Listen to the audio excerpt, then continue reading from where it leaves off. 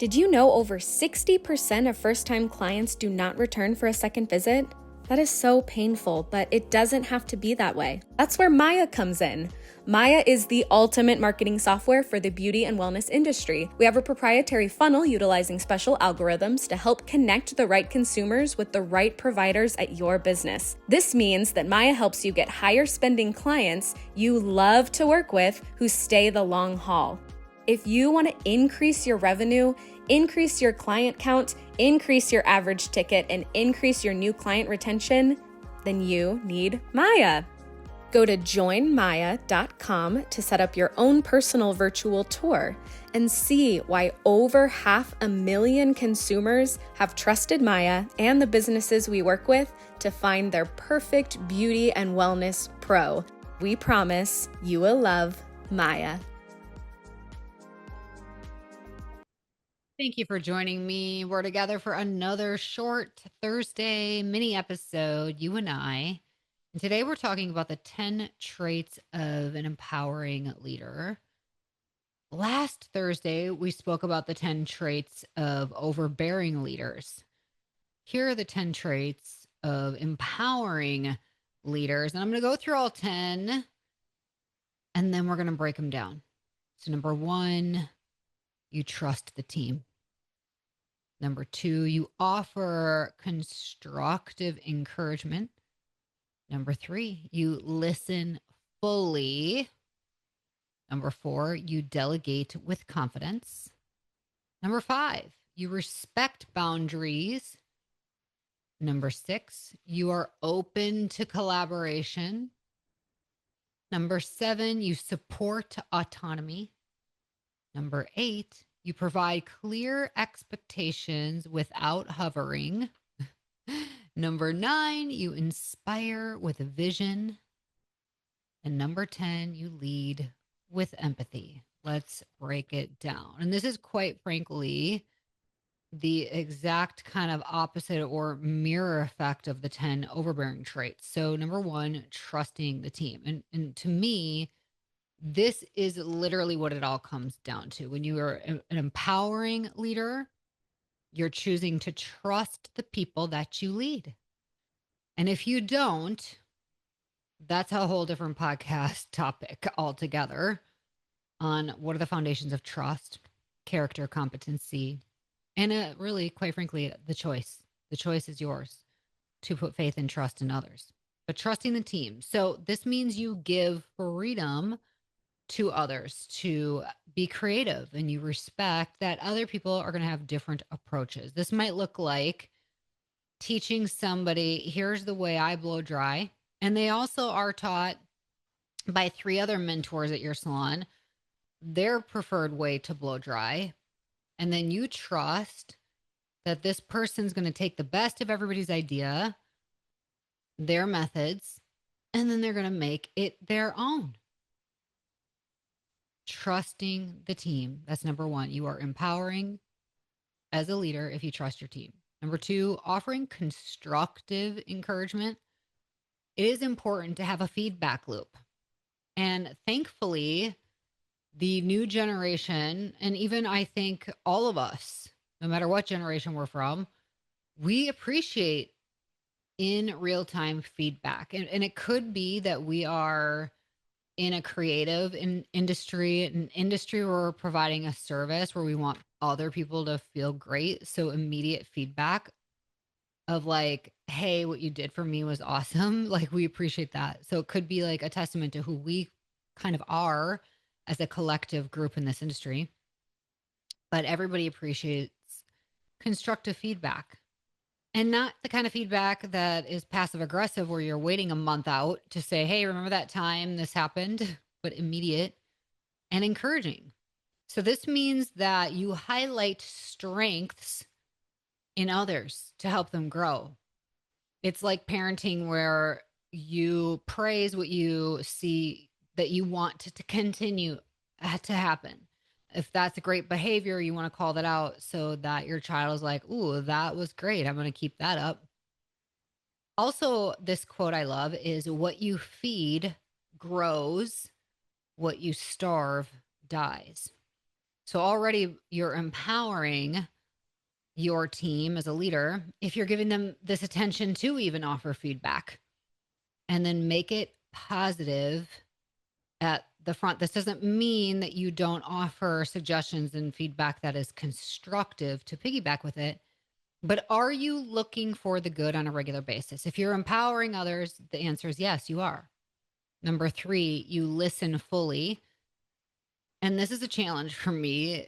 I joke, oh, it's ADD, ADHD, but really active listening is one of the highest forms of showing other people that you care about them, you respect and love them.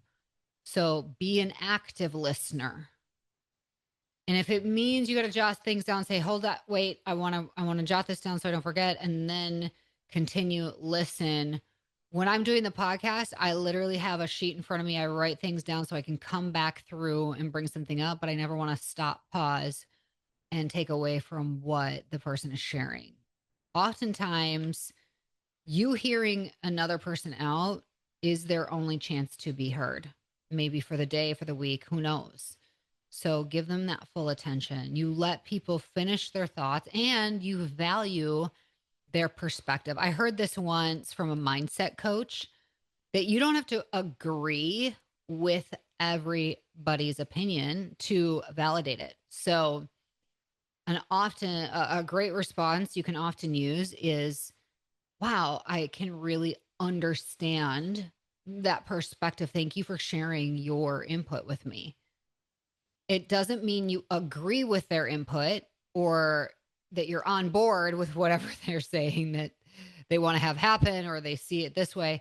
But now you come from a place of understanding where they're at, and that is what you can validate. Delegate with confidence. This, delegating is the path to freedom. There's an awesome book called Who, Not How. And it's all about shifting your mindset when you're confronted with challenges or a new project or any campaign or path you want to take for your business. And automatically you tend to think of, how are we going to accomplish this? How am I going to help make this happen? Instead of thinking, gosh, who is the right person to lead this charge? Who is the right person to give this responsibility to? Who has this natural gift? Whose strengths embody this thing or tied to this thing that we want to achieve together? Start thinking about the who, not the how, and then delegate. Give them an opportunity to take ownership of a department, a project, people, or an initiative. And you will see people rise to that challenge. Really then step away and trust. It doesn't mean you never check in, that you're not on the same page, but allow others to have the ability to take ownership and accountability for the things that you don't need to. You don't need to do it all. And it's such a gift to realize that this is the better way. Number 5, respecting boundaries. So this is a tough one because we love our team members. And oftentimes, and I'll even say, hey, before you start work, I know I'm going to get you. This is a sales tactic, by the way. If you ever want to get past the gatekeeper per se, you don't call during normal work hours. I learned this from the book, The 4-Hour Work Week, that this guy had amazing sales and he did half the work everybody else did. And that's because he was very specific about getting to the right person who made the decisions by getting a hold of them before they started their workday. It was genius. So he just shifted around his workday and he made more of an impact and freed up 80% of his time. It was like incredible. So with you connecting with your team, like I often do this where I'm like, hey, I know you start work at 9. If you're have an opportunity, let's touch base. I've gotten better. And I kind of know who on the team is down for talks outside of hours, who's not, and just respecting each person individually. Some people are like, hey, I actually prefer that we don't talk when I'm on the floor or have my shift because I'm so honed in and hyper focused on that. Let's talk when I'm done. Let's talk on my day off. Like just ping me or message me or text me. Great. And then you have your other people. So respecting boundaries doesn't have to be this blanketed thing across the board or a big policy. It really just needs to be personalized and you'll know what people prefer when you dive into a more personal relationship with them. Number 6, being open to collaboration. I think that we all love this, but if you are a natural born leader, you kind of want your ideas to be heard, taken, and applied. Yes? Well, chill out. Sometimes you don't need to add so much value to everything that you're a part of. Take a step back and consider the perspectives of others and encourage their shared decision making. So it's cool if you want to share your ideas, but really, as a leader, your main job is to pull the best ideas out of others, take the best of everybody's ideas, and then as a group, apply it and really kind of look at your team as the opportunity to coach every person. Even as a leader, who am I coaching? How am I helping build them up? As an owner with a leadership team, this is game changing. Is to shift your perspective of I don't have to own every single thing that we're doing. I can collaborate with others. They're going to come, they're the geniuses in the room. Together, they're going to come up with the best ideas. I encourage it. I facilitate that process of discovery. But at the end of the day, they're the heroes. You're the guide. Number 7, supporting autonomy. This is empowering your team to run their own life while in the salon or spa.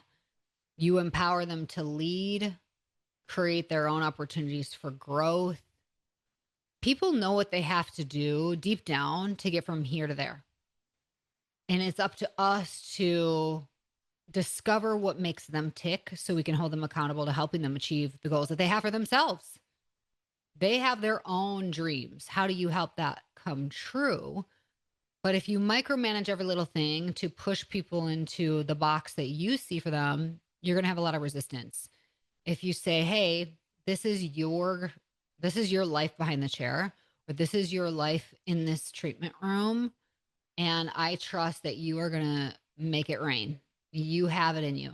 I'm here to be your cheerleader, and I'm not going to micromanage every little thing. I'm not going to check in with you after every single check out to see, did you pre-book? Did you sell something? Did you this XYZ?" So trust the process, trust your team, and support their ability to make their own way and run their own show within parameters. Some salons allow their team to make their own schedules completely, and some don't. Some say, for us, we're like, hey, you can pick any schedule you want within these parameters. Some of the parameters might be like you have to for sure close when you first start with us, you got to choose Saturdays. We're working Saturdays. When you first start with us, you have to choose 2 nights out of the days that we're open. What are the 2 nights you're going to work till close? By the way, for us, close is 7 p.m. So they have it really, really good. But we still say you choose it all, and here are your kind of things to work within, your boundaries to work within. Number 8, providing clear expectations without hovering. So I think about hovering or helicopter parents who are just on the butts of their kids constantly. That is not me. I've had moments of being hovering when I feel like there's a threat and I need to keep my kids safe, whether it be from an activity that could hurt him or her, or being around people that I know aren't great. What is that movie, Big Daddy, with Adam Sandler, where he's nervous all of a sudden that his potential son, or like that boy that he's taking care of, remember that? He thinks it's his friend's son and then he adopts him. Well, anyway, he all of a sudden gets this like nervousness of like, what if my kid's hanging around with kids that are naughty? And he goes to the park and he's checking on these kids and what they're into. Oh my gosh, I'm like kind of low key like that. And I think it's so much fun, but I don't hover and stay in the room with my kids every time they're playing with their friends. And the same can be applied to the salon. Like people want their space. They want to feel like, cause you are no matter what going to come around and feel like you're that presence where they feel like a little bit like, oh, okay, I got to watch what I say, or they're here. So they're going to notice everything. And so setting clear expectations mean you really have great standards for your business and your salon. And you are trusting that people uphold those standards. You set those clear goals, standards, and expectations, and then really just allow space for your team to take ownership of that and live it out. Inspire with vision. So, number 9 is be inspiring. Empowering leaders are constantly inspiring others. And first off, you're not actually a leader just because you have a title. You're a leader if other people are following you, if they're following what you do, if they want to know how you do it, when they are picking up what you're putting down, you're officially a leader. Title doesn't do that for you. Leaders, empowering leaders, inspire others because oftentimes you do have a vision. You can see clearly what's possible, our potential, and you can share that vision with others. And then people are like, gosh, yes, I want that. I want to be a part of that. And I want that for myself. So you have the power to motivate and give people the sense of like, I have purpose here. I have purpose in my life. And we remove all uses of manipulation, guilt, and shame. And last but not least, empowering leaders lead with empathy and sympathy. That means you listen, you acknowledge feelings, and you respond from a place of care. Because remember, people don't care what you know until they know that you care. Now, again, this doesn't mean you have to agree with everything or say yes to everybody about every want, need, or desire that they have. But it does mean that you take a moment to really come to a place of understanding their perspective. So, an example is if your spouse comes to you, they're overwhelmed. It doesn't mean, I'm double booked, I'm overwhelmed. It doesn't mean you're like, oh, you don't have to be double booked anymore because if your salon has a standard of double booking and that's your thing, empowering leaders will say, I hear you. I want you to feel completely supported. How could we support you? I have a couple ideas, but if you have ideas, I'd love to hear them. My first idea is to bring in an assistant to help you. And then what are your thoughts? Make it a collaborative conversation and a conversation focused on positive solutions where they are given the opportunity by the way you frame the question, which is either how or what can we do to support you? How can I support you best right now? How can we uphold these appointments today? How can we make this work for the guest in a way that you feel super supported and cared about right now? When you ask those questions to the recipient, now they are in a position of having to take ownership of helping solve that in a very positive way. Empowering leadership is such a calling. It is such a big responsibility, but you were made for this. You were. And that is why you're listening today, because there's something in you that says, I know that I am a great leader and I want to be even greater. And that, you know what? The more you work on this, the more people are going to come and want to be around you and have the ability to be led by you. So keep up the good work, everybody. If you didn't get a chance to hear what overbearing leaders, those traits are like, go back a week and listen to episode 632. Otherwise, I hope that you appreciate today's conversation. If this meant a lot for you and helped you, please take a moment, leave us a 5-star review wherever you're listening so that more people like yourself will discover Beyond the Technique. We're here to change the way that you're supported in your business. Until next time, have an awesome day and stay strong.